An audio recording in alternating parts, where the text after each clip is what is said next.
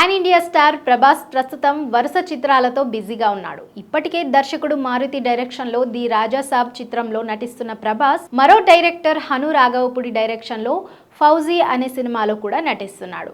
ఈ రెండు సినిమాలతో ప్రభాస్ ఫుల్ బిజీగా ఉన్నారు.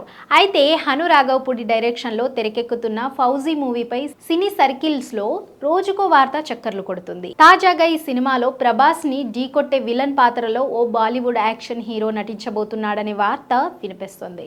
టాలీవుడ్ దర్శకుడు గోపీచంద్ మాలినేని డైరెక్షన్లో తెరకెక్కుతున్న జాట్ మూవీలో హీరోగా నటిస్తున్న సన్నీ డియోల్ ప్రభాస్ ఫౌజీలో విలన్ పాత్రలో నటించబోతున్నాడట.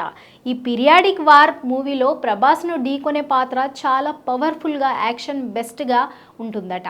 అందుకోసం ఫౌజీ మేకర్స్ సన్నీ డియోల్ను ఈ పాత్ర కోసం అప్రోచ్ అయినట్లు తెలుస్తోంది.